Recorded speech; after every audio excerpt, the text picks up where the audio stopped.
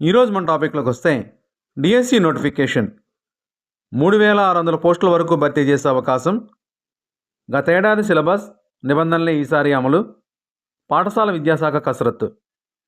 రాష్ట్ర ప్రభుత్వం మరో డిఎస్సి ప్రకటించేందుకు సిద్ధమైంది.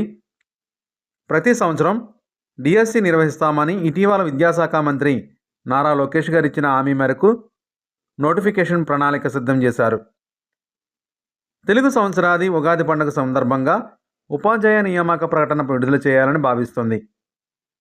ఇప్పటికే క్షేత్రస్థాయి నుంచి ఖాళీల వివరాలను పాఠశాల విద్యాశాఖ సేకరించింది.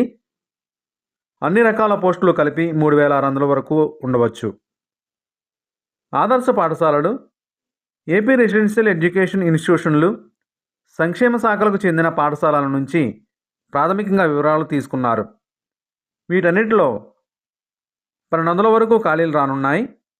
ఇవి కాకుండా పంచాయతీరాజ్, పురపాలక, ప్రభుత్వ పాఠశాలల్లో 1700 పోస్టులు ఉండనున్నాయి.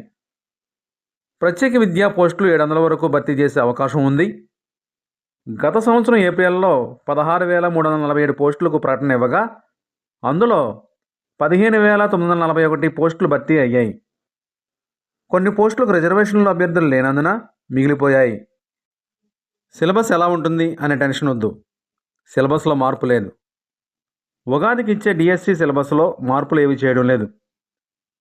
గత సంవత్సరం డిఎస్సికి ఇచ్చిన సిలబస్ మార్గదర్శకాలని ఈసారి అమలు చేయనున్నారు. సో అభ్యర్థులు ఎటువంటి టెన్షన్ లేకుండా పాత సిలబస్ ప్రకారం ప్రిపేర్ అవ్వచ్చు. ప్రత్యేక డిఎస్సి సిలబస్ని ఇప్పటికే వెబ్సైట్లో అందుబాటులో ఉంచారు. కావాల్సిన వారు చూడవచ్చు. వెబ్సైట్ లింక్ డిస్క్రిప్షన్ బాక్స్లో ఇచ్చాను, దయచేసి చూడగలరు. అన్ని పోస్టులకు English language proficiency test, computer proficiency test నిర్వహించాలని భావించిన సమయం లేనందున ఆ ఆలోచనను వాయిదా వేశారు. కాబట్టి సిలబస్ మీద పట్టు పెంచుకోవచ్చు. ఈ వీడియోను మీరు ఎక్కడి నుండి చూస్తున్నారు కింద కామెంట్ సెక్షన్లో తెలపండి. ముందుగా ఒక లైక్ కొట్టండి. కాంట్రాక్ట్ టీచర్లకు శుభవార్త. ఈ డిఎస్సిలో స్పెషల్ కాంట్రాక్ట్ టీచర్లకు వెయిటేజ్ ఉంటుంది. ప్రత్యేక అవసరాలు ఉన్న పిల్లలు చదువుతున్న పాఠశాలలో కాంట్రాక్ట్ ప్రాతిపదికన పనిచేస్తున్న స్పెషల్ ఎడ్యుకేషన్ టీచర్లు రాష్ట్రంలో 2,600 మంది వరకు ఉండగా, సుప్రీంకోర్టు ఆదేశాల మేరకు వారిలో అన్ని అర్హతలు ఉన్నా సుమారు 800 మందికి మినిమం టైం స్కేల్ అమలు చేయనున్నారు.